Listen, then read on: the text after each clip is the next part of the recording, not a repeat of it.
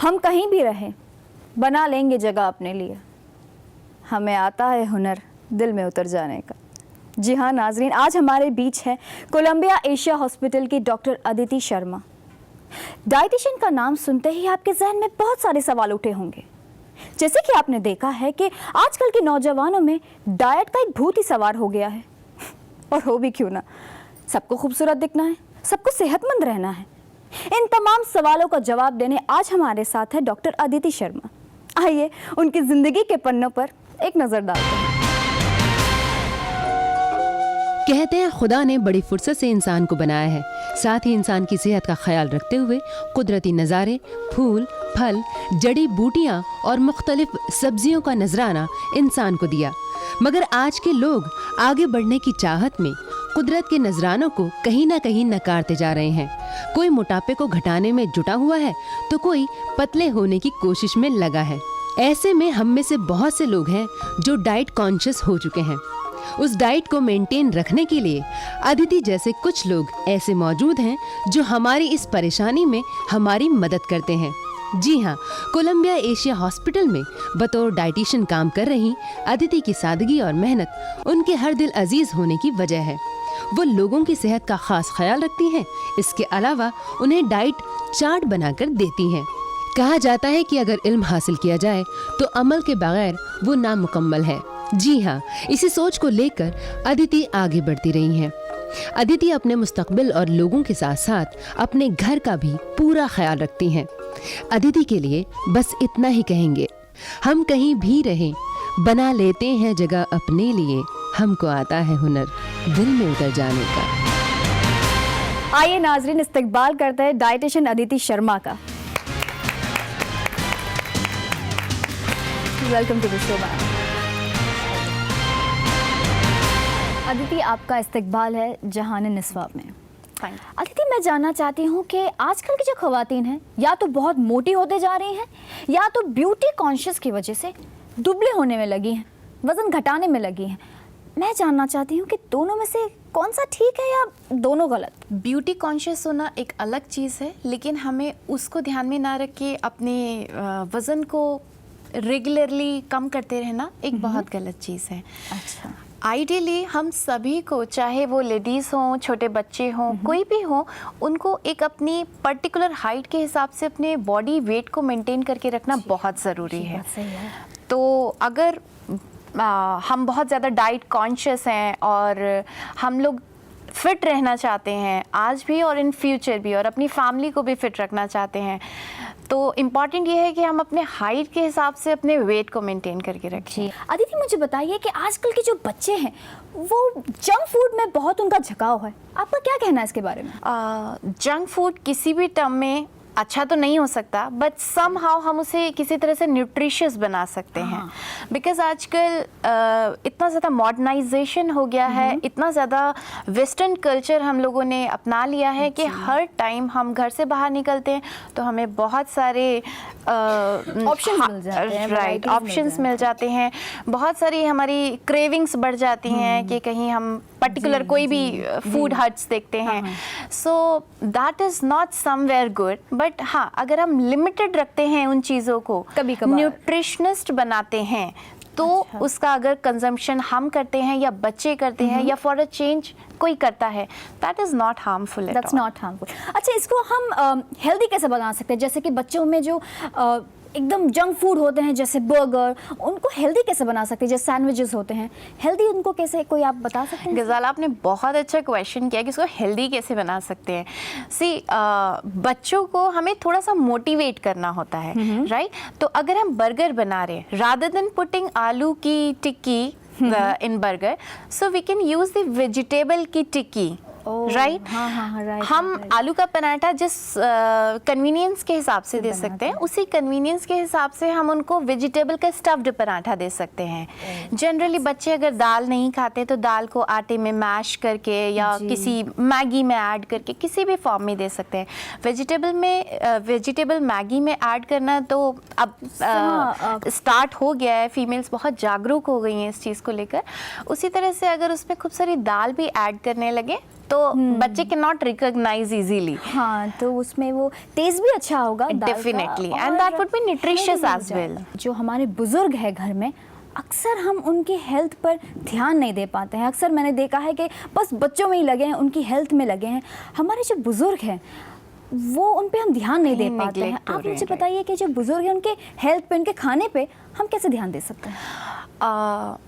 गज़ाला, मुझे ये लगता है कि बुज़ुर्गों को खुद एजुकेशन लेना रिगार्डिंग देयर न्यूट्रिशन, जी, जी। Their dietary needs, that is very important. तो अगर हम उनको ये एजुकेट कर सके कि उनके लिए क्या सही है और क्या गलत है, किस मात्रा में कितना खाना है। सपोजिंगली जैसे जैसे हमारी एज बढ़ती जाती है तो उसके अकॉर्डिंग हमारी एक्टिविटी, फिजियोलॉजी चेंज होती जाती है, हमारी एक्टिविटी कम हो जाती है। पहले हम स्टेयर्स चढ़ते हुए नहीं थकते थे when we were young, but जैसे जैसे हमारी एज बढ़ती जाती है तो हमारी स्टेमिना कम होती जाती है। बट पहले भी हम 3 या 4 चपातीस खाते थे और ओल्ड एज में आके भी हम 3 या 4 चपातीस खाते हैं। तो हमको इस बात को गौर करना है कि हमारी क्योंकि एक्टिविटी, स्टेमिना, बॉडी की रिक्वायरमेंट कम हो रही है, तो उसके हिसाब से हमें खाना भी थोड़ा सा कम करना है। खाने में हमें डाइट कम नहीं करना, न्यूट्रिशन बढ़ाना है, राइट। इन टर्म्स ऑफ जैसे कि हम फैट को ज़्यादा फोकस नहीं करके हम प्रोटीन्स ज़्यादा से ज़्यादा ओल्ड एज में हम फैट को, जैसे फ्राइड आइटम्स है, उनको अवॉइड करना चाहिए, बिकॉज ओल्ड एज में हमारा डाइजेस्टिव सिस्टम भी स्लो होता चला जाता है। नाज़रीन, अक्सर मैंने देखा है जो ख़वातीन हैं वो बच्चों पे ही ध्यान देते हैं। मेरी आपसे गुजारिश है कि जितना ध्यान आप अपने बच्चों पर देते हैं उतना आप अपने बुज़ुर्गों पे दीजिए, प्लीज़। चलिए, इसी के साथ हम एक छोटा सा ब्रेक लेते हैं, फिर जल्दी से लौटेंगे अदिति शर्मा के साथ। नाज़रीन, आपका और एक बार इस्तकबाल है जहान निस्वा में। हम बात कर रहे हैं डाइटिशियन अदिति शर्मा से। आइए अदिति, मुझे बताइए कि आपका जो ये प्रोफेशन है डाइटिशियन, आप ये कैसे बनी? आपका कुछ दिली बचपन से आप बनना चाहती थी या हेल्थ में आपका ज़्यादा ध्यान था? कैसे आपका सफ़र क्या रहा? गज़ाला, मैं स्टार्टिंग से ही सोचती थी कि मैं किसी भी टर्म में कम्युनिटी को हेल्प कर पाऊँ। तो उस हेल्प के टर्म में मैंने हमेशा से सोचा कि मैं इस प्रोफेशन में आऊँ, इस क्लिनिकल प्रोफेशन में, जहाँ पर मैं कहीं ना कहीं एजुकेशन स्प्रेड कर सकूँ। तो education through community is the best way to spread education. Health के मायने में ज़्यादा ध्यान देना आप चाहती थी कि लोगों को हेल्दी रखना, आप वो जिम्मेदारी आप लेना चाहती थी, जैसा मैं कहूँ। बहुत खूब। अब बढ़ते हैं हम अपने ऑडियंस की तरफ। कुछ ऑडियंस है जो आपसे सवाल पूछना चाहते हैं, अगर आपकी इजाज़त हो। डेफिनेटली। चलिए, कोई सवाल पूछना चाहता है?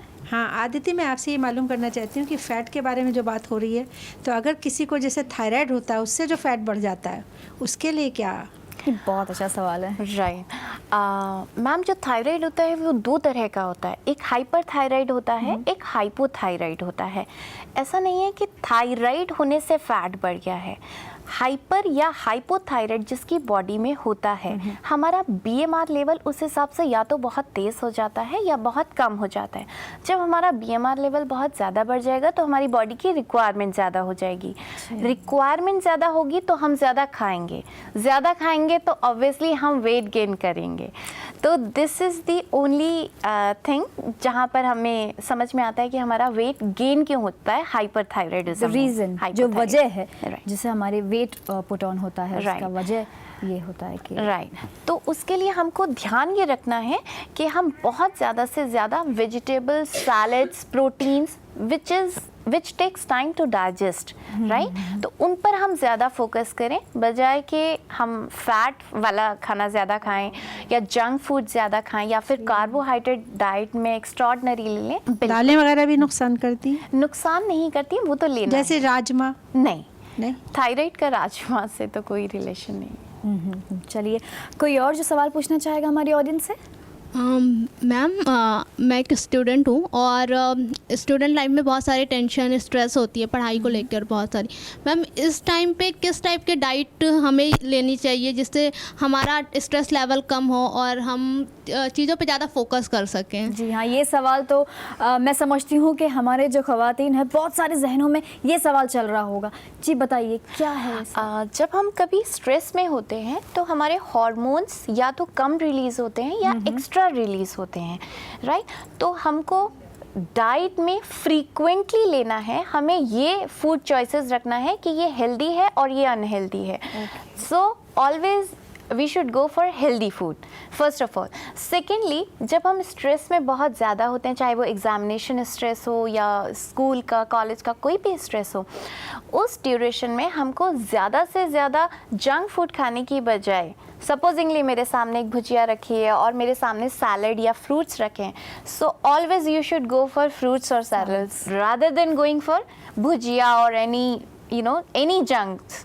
So just take care of it helps stress release करने में salads and fruit Yeah, they definitely. बहुत काम करते हैं, या ना कि वो जो जंक फूड है वो.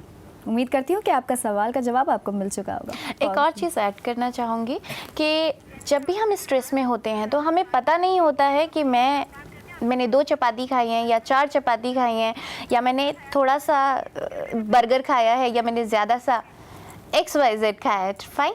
तो जब हमें पता ही नहीं होता कि हम कितना खा रहे हैं, तो ऑटोमेटिकली हमारे रिक्वायरमेंट से ज़्यादा हमारे अंदर जाता है और वो कहीं ना कहीं किसी एग्रेशन में या बॉडी फैट में कन्वर्ट होके हमारी बॉडी में एक्यूमुलेट हो जाता है. बहुत खूब. अच्छा अदिति, मुझे बताइए कि ये तो हेल्थ की बात हो गई है, मुझे हेल्थ से जुड़े ऐसे कुछ टिप्स बताइए जो ब्यूटी के लिए हेल्प होते हो. ब्यूटी टिप्स कुछ हैं आपके पास कि ये खाएं और शायद ग्लो मिले या कुछ ऐसा? व्हाट आई फील्स के ब्यूटीफुल तो हर कोई होता है, राइट. तो ब्यूटी के लिए हम बस इतना कर सकते हैं कि अपनी इम्यूनिटी को स्ट्रांग बना के रखें. फाइन. आप कितना भी ब्यूटीफुल हैं, अगर आप अंदर से हेल्दी नहीं है, so you can not see beautiful from inside. तो जब भी हम ब्यूटीफुल, पहले तो हमें अंदर से सोचना है, पॉजिटिव एटीट्यूड होना है, हमें अपना बॉडी वेट मेंटेन करके रखना है. बिकॉज अगर बॉडी वेट मेंटेन है तो हम बहुत सारी बीमारियों को जो आजकल मेटाबॉलिक दिखता भी है, राइट. बिकॉज जब आप स्ट्रेस में होते हो सो you can not hide it. तो अगर हम इन सब चीज़ों का ध्यान रखेंगे तो हम अपना ब्यूटीफुल तो मेरे ख्याल में सभी होते हैं. हाँ, अपनी स्किन को अच्छा करने के लिए, अपने हेयर की ग्रोथ के लिए, अपने नेल्स की ग्रोथ के लिए, अपनी स्किन, अपनी ब्लड प्यूरिफिकेशन के लिए अगर हम डाइट में ज़्यादा से ज़्यादा विटामिन सी लेते हैं, विटामिन ई लेते हैं, that helps in our beauty or vitamin improving. Vitamin C. Vitamin C helps Yes. Glow के लिए. तो जो फूड में ज़्यादा विटामिन सी होता है तो वो ज़्यादा खूबसूरत रखता है, ग्लो रखता है. और विटामिन सी की जो सोर्सेज हैं, कहाँ से हम विटामिन सी ले सकते हैं, वो जितने भी सिट्रस फ्रूट्स होते हैं, जैसे ऑरेंजेस है, मौसम्बी है, guava is a very good source of vitamin C, और आंवला है, कमरक है, जो खट्टे फल होते हैं, नींबू है, इट हेल्प्स. तो इस तरह की चीज़ों को ज़्यादा से ज़्यादा अगर हम डाइट में कंज्यूम करते हैं तो ये ऑटोमेटिकली हमारी जो स्किन है वो ब्यूटीफुल हो जाती है. राइट. बिकॉज ब्लड प्यूरिफिकेशन होता है, ब्लड के थ्रू हमारा दिखाई देता है सारा काम ब्लड. Ji, that's right. हमारे पास भी कुछ ब्यूटी टिप्स हैं. देखते हैं कि आज हमारी ब्यूटी टिप्स में क्या खास है. नाज़रीन आदाब, आज हम आपको बताएंगे कि आप अपने घर पे बैठे हुए कैसे अपने स्किन का ध्यान रख सकते हैं, कैसे एक हेल्दी स्किन बना सकते हैं. आलमंड्स, अच्छी क्वालिटी का आलमंड्स आप भिगा के रख दीजिए. 20 to 25 मिनट्स पानी में भिगा के रखिए. आलमंड्स को भीगने के बाद उसको थोड़ा सा पानी डाल के अच्छी तरह से उसका पेस्ट बनाइए. उस पेस्ट में थोड़ा सा 1 या 1.5 टेबलस्पून आप लेमन जूस मिक्स कीजिए. अच्छी तरह से उसको मिक्स कीजिए. फिर उस पैक को अच्छा पैक बना के फेस पे लगाइए. कहीं पर भी स्पॉट है आपके बॉडी में, उसको आप लगा सकते हैं. जैसे सनबर्न हो रहा है या कोई भी स्पॉट हो रहा है, गर्दन में किसी का काला हो जाता है, उसको आप अच्छी तरह से पैक लगा के 20 to 25 मिनट्स छोड़ दीजिए. Then wash it off. तो नाज़रीन, उम्मीद करती हूँ कि आज के जो हमारे ब्यूटी टिप्स थे आपको बहुत काम आए होंगे. अब हम बढ़ते हैं एक छोटे से ब्रेक की ओर, फिर लौटेंगे ब्रेक के बाद और मिलेंगे डॉक्टर अदिति शर्मा से. नाज़रीन, आपका और एक बार इस्तकबाल है जहान निस्फा पर. हम बात कर रहे हैं डाइटिशियन अदिति शर्मा से. अदिति, मुझे बताइए कि जो रेडी टू फूड है जो उसमें कितना नुकसानदायक है और कितने फ़ायदेमंद है वो? हर चीज़ के फ़ायदे और नुकसान ज़रूर होते हैं. तो अगर हम फ़ायदे देखें तो बहुत सारे फ़ायदे हैं. इजीली अप्रोचेबल है, ज़्यादा टाइम नहीं लगता है और मेहनत नहीं करना पड़ता है. राइट तो कई बार सर्कमस्टेंसेस होते हैं जहाँ पर हमको ये सब चीज़ों की रिक्वायरमेंट भी होती है, then it is enough. But अगर हम उसका कंजम्पशन बहुत ज़्यादा करते हैं और अपनी रेगुलर डाइट में इस्तेमाल करते हैं, that is not good for the health for anyone. जितने भी प्रिजर्व फूड या फिर रेडी टू ईट फूड है, उसको प्रिजर्व करने के लिए या बहुत लॉन्ग लास्टिंग के लिए कि हम 6 महीने बाद या 3 महीने बाद इसका कंजम्पशन कर सकते हैं, उस ड्यूरेशन तक हमें उसे बनाए रखने के लिए बहुत सारे प्रिजर्वेटिव, बहुत सारे फूड एडिटिव्स का इस्तेमाल करना पड़ता है, which is not good for the health, because उसमें बहुत सारे फ्री रेडिकल्स बॉडी में जनरेट होने लगते हैं। Free radicals is not good for the health. तो उन सब चीज़ों को इग्नोर करने के लिए अगर हम फ्रेश फ्रूट का कंजम्पशन ज़्यादा करते हैं, उतना ज़्यादा हमारी सेहत के लिए, हमारे बच्चों के लिए, क्योंकि आजकल बच्चों को लगता है चलिए फ्रेंच फ्राइज़ बना दिया, टिक्की हम घर की नहीं बनाएंगे, प्रिजर्व्ड हमने फ्रीज़र से निकाला और उसको बेक कर दिया। That is not a very good practice. चलिए अभी हम बढ़ते हैं ऑडियंस की ओर। कुछ और सवाल आते हैं जो आपसे पूछना चाहते हैं, बताइए। हेलो मैम, मैं आपसे पूछना चाह रही हूँ, आजकल की जो गर्ल्स हैं, भले ही वो 35 की वेट हो उनका, या 40 हो या 60 हो, सब अपने टमी को लेके बहुत परेशान रहती हैं। तो ऐसा क्या करें जैसे हमारा टमी अंदर चले जाए और हम थोड़ा परफेक्ट दिखें? See it's not about tummy only. हर किसी की एक बॉडी टेंडेंसी होती है कि पर्टिकुलर जितना भी वेट गेन होता है वो या तो जैसे जनरली ये टेंडेंसी मेल की होती है, जब हम कहते हैं कि तोन निकल आई है, राइट। तो जितने भी मेल्स होते हैं उनमें जब फैट एक्यूमुलेशन होता है तो वो ज़्यादातर टमी रीजन पर होता है। जो फीमेल्स होती हैं उनका जो फैट एक्यूमुलेशन का एरिया होता है दैट इज़ बैक। तो अगर किसी को पर्टिकुलर एरिया में फैट डिपोजिशन हो रही है तो उसके लिए best way to do exercise और you go for walk daily, because जहाँ पर भी हमारी बॉडी में एक्स्ट्रा फैट एक्यूमुलेट होगा थ्रू ब्रिस्क वॉकिंग और through walk, you can reduce that because that one is the additional fat on your body. So exercise करना और walk करना बहुत ज़रूरी है। So next time जिनके पास भी जो bellies हैं, जो fat है, tummy है, उनको आप exercise कीजिए और walk कीजिए। उम्मीद करती हूँ कि आपका जो वो problem है वो solve हो जाएगा। चलिए कोई और जो हमारे साथ सवाल। जैसे अभी आपने बोला एक्सरसाइज करने के लिए, मेरा क्वेश्चन यही था कि जिस टाइम हम एक्सरसाइज कर रहे होते हैं, जैसे मॉर्निंग में हमने एक्सरसाइज करी, उसके बाद की डाइट या उसके बाद हमें मतलब फिनिश करने के बाद क्या लेना चाहिए, क्या खाना चाहिए, ये ज़्यादातर कन्फ्यूजन है। कोई कहता है आप गर्म पानी ले लो, ल्यूक फॉर्म वाटर ले लो, मतलब क्या लेना चाहिए और उस पीरियड में क्या लेंगे जब हम जिन दिनों एक्सरसाइज कर रहे होते हैं पूरे फुल बहुत भूख लगती है उन दिनों भी जब एक्सरसाइज के बाद, इसलिए तो क्या चीज़ें अवॉइड करनी चाहिए, कौन सी डाइट लेनी चाहिए? हमारे जो एक्सरसाइज करने का पर्पस होता है वो हमारा एक्स्ट्रा फैट को ख़त्म करना होता है, कट डाउन करना होता है। तो अगर हम एक्सरसाइज करते हैं या फिर हम सिंपल वॉक करते हैं, ब्रिस्क वॉक करते हैं, तो हम अपने एक्स्ट्रा फैट को ख़त्म कर रहे हैं। उस ड्यूरेशन में अगर आप कुछ भी खाते हैं, not the fried one, but high protein diet अगर लेते हैं, कार्बोहाइड्रेट मॉडरेट लेते हैं, इसी तरह से प्रोटीन्स भी फैट्स भी मॉडरेट लेते हैं, तो वो आपकी बॉडी में जाके एक्यूमुलेट नहीं होगा, जिससे आप वेट गेन नहीं करेंगी। एंड आई डोंट थिंक कि कोई भी कन्फ्यूजन है इस तरह का कि हम एक्सरसाइज, हाँ जो लोग जिम करते हैं उनके लिए एक अगेन क्वेश्चन होता है because they have to increase their muscle mass, तो उन लोगों को थोड़ा सा कॉन्शियस होना पड़ता है। बट एज अ रूटीन अगर आप वॉक कर रहे हो और उसके बाद आप कुछ भी आके लेते हैं, फॉर एग्जांपल आप मिल्क लेते हैं, एग लेते हैं या अपना रूटीन ब्रेकफास्ट लेते हैं, that is not going to be harm you. Okay, so Aditi मुझे बताइए, आप एक डाइटिशियन हैं, आप भी बहुत कॉन्शियस होती होंगी अपने खाने के लिए, आप क्या खाती हैं, आपका फेवरेट फूड क्या है? गज़ाला, मैं वेजिटेरियन हूँ, मैं सभी कुछ खाती हूँ और वेजिटेरियन में, और फेवरेट की